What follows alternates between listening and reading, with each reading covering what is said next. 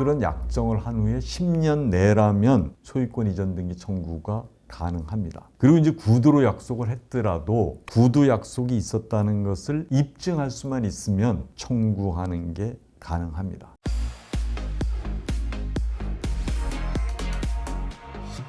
안녕하세요. 행복한 상속의 홍순기 변호사입니다. 이 시간에는 위험한 형제 대처법 마지막 시간으로 그 약속을 지키지 않는 형제로부터 재산을 되찾는 방법에 관해서 말씀을 드리겠습니다. 아직까지 구독자가 아니시면 구독, 좋아요 눌러주시면 감사하겠습니다. 우선 상담자분의 질문을 읽어드리겠습니다. 저희는 5남매입니다. 아버지 명의의 부동산들이 많이 있었는데 아버지가 돌아가신 후 장남이 위 부동산들을 일단 자기 명의로 했다가 가격이 오르면 팔아서 나누자고 해서 위 부동산들을 장남 명의로 했습니다. 그런데 10여 년 후 장남은 위 부동산의 일부는 팔고 일부는 자기 아들에게 증여를 한 후 얼마 지나지 않아 사망을 했습니다. 조카는 자기는 아무것도 모른다고 시치미를 떼고 있습니다. 다른 형제들이 위 아버지 상속재산을 되찾을 방법이 있을까요? 이런 질문입니다. 우선 여기에 대해서 좀 순서대로 말씀을 드리면 구두로 하더라도 내 명의로 했다가 가격이 오르면 팔아서 나누자. 이게 이제 약정인데 그 약정에 의한 소유권 이전 등기 청구가 가능할 수가 있습니다. 그런 약정을 한 후에 10년 내라면 소유권 이전 등기 청구가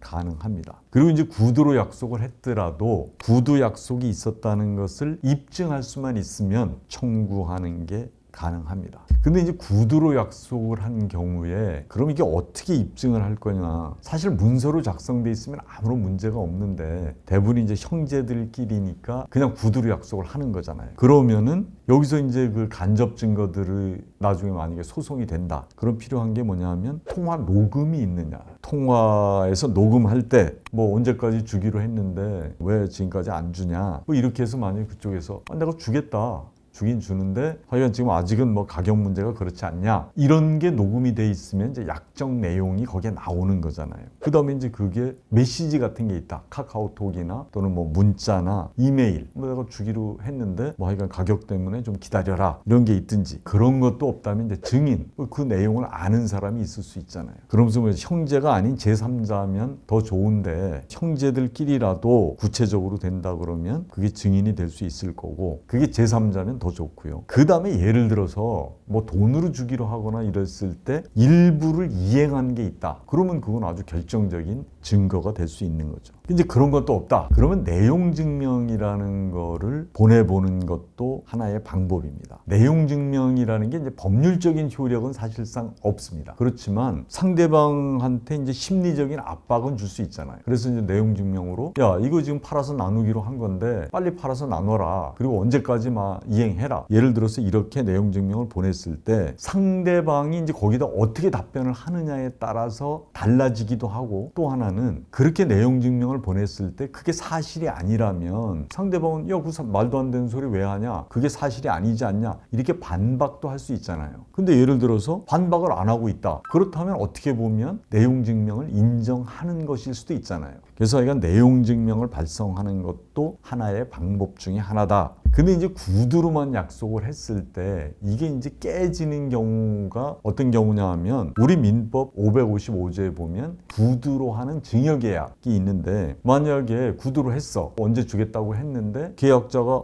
나 이거 이행 못하겠다 하면 구두로 한 증여계약은 해제가 된다는 겁니다. 그래서 한번 종합적으로 좀 보면 일단 장남하고 약정을 했는데 시간이 걸린다. 그러면 장남에게 제일 좋은 거는 만약에 안 주고 있으면 언제까지 주겠다는 약정서를 하나 써줘라. 그래서 문서로 받는 게 중요하고 만약에 약정서를 안 써줄 경우에는 10년 내로 소송을 거는 게 중요한 거예요. 지금 모든 상속재산에 관련된 거 이런 것들이 10년이 지나면 시효로 소멸하는 권리가 많습니다. 그래서 그냥 기다리다가 지금 여기서처럼 일부는 팔고 일부는 자녀한테 주고 그리고 나서 돌아가시면 그게 10년이 넘었다. 그렇다면 되돌릴 수가 없는 경우가 많습니다. 그래서 지금 조카한테 예를 들어서 약정금 뭐 이행을 해라고 할 때는 10년 내여야 된다는 전제가 필요한 거거든요. 그래서 만약에 10년이 지나가려면 그 장남한테 얘기해서 약정서 써라. 그러면 약정서를 쓴 때로부터 다시 10년이 될 수도 있잖아요.